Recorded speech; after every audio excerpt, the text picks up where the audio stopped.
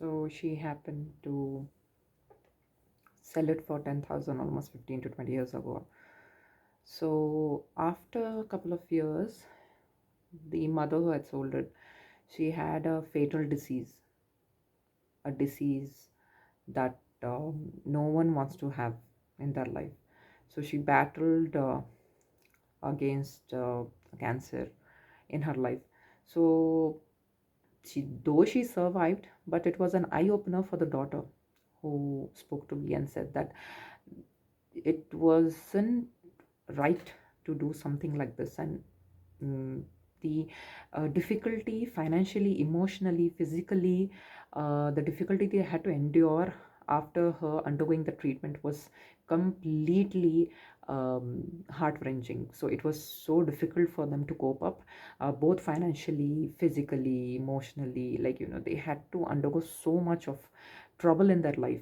So after hearing the story, I realized that what is not ours is not us. We should never take anything, even if it is on road, because ultimately, if we are to lose something much more than that, what is the use of taking something when we know that we'll lose much more than that, and that might be more dear to us than money, like relationships and people and our life.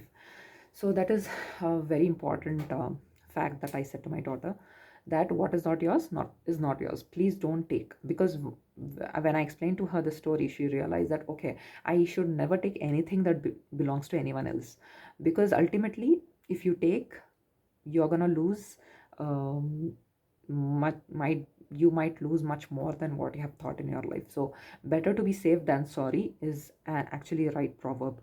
Then the next thing about emotional regulation is, I have always said her, if you have someone in your life whom you think will give you a genuine advice, and it has to be someone who is elder to you. It cannot be someone who is of your age, because they have the same thinking pattern.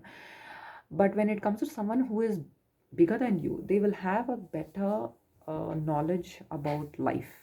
Anyone whom you feel is you are confident. If not, it's if you're sharing something with people whom don't have much knowledge, they will give the advice that even you might have had thought. So emotionally, you need, and especially when you're having a high frequency or high, the strong emotion that is flowing in your heart, and you have that in your mind, it's better to not immediately react. I have always regretted the time that I have reacted when I had strong emotions. I have always regretted.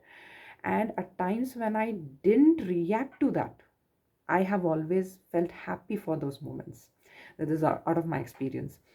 Because I have realized that whenever I have a sudden surge of emotions, maybe anger, jealousy, hatred, I tend to give a call to someone whom I know, who is bigger than me and who tends to listen to me.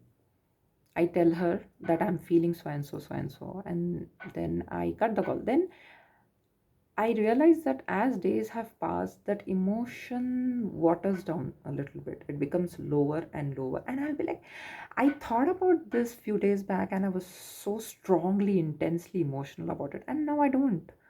Just like how 10 years back, what I dreamt of having a perfume or a cosmetic item, now I feel it was so childish of me to have that.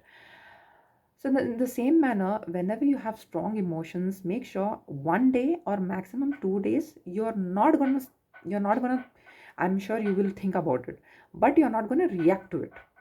Just do this whenever you have negative and even positive emotions, because we all are emotional fools. And इसका जीता जागता सबूत है advertisements. So we all are fools, and most of the advertisements emotionally they trigger us in purchasing what they want us to purchase. So make sure that we are not triggered by it. That's what I tell to my daughter, that have a waiting period before reacting to something, because after 2 days is the actual thing. What you react is logical, because it's also proven by science that whenever you have when you have emotional trigger in your mind, the logical reasoning shuts down. So you will not be logical when you're angry. You will not be logical when you're in love. You will not be logical when you have intense jealousy, or you're envious, or any other strong emotion. So have a waiting period of just 2 days. This is for your own benefit, because I have felt the same. I applied it also. Yeah, you want to speak it out, but don't decide. Don't take a decision.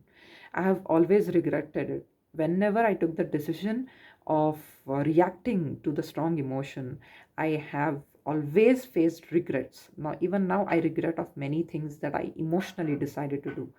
That moment of time, the logical reasoning was completely shut in my brain, and I took decisions, and then I regretted later. So I don't want you also to do the same, and obviously the younger generation also. So I said to my daughter, regarding now, it's very early for her, but slowly and steadily I'm trying to give her instances or stories wherein it's very important for growing children to know the importance of emotional stability. As usual, my dialogue is the same, that I won't be there with you forever. So slowly and steadily let her handle her own emotions. Let her navigate her life through all these emotions. And it's okay to have emotions. It's okay to be wrong at times, but it doesn't mean that you're not learning from it. We all are humans. We all are learners. Till the last breath of our life, we are still learning. We are still seeing this world. We are still trying to adapt to it, to the changes of it. So it's completely okay to be the way you are. But the thing is, we need to learn from our mistakes. Otherwise, it will become very difficult to survive. So yeah, regarding emotional stability, this was it. Now coming to the next very important aspect is about financial stability, or financial grip, which I would like to say. So yes, in the future videos, I would like to speak about it. For now, take care. Bye.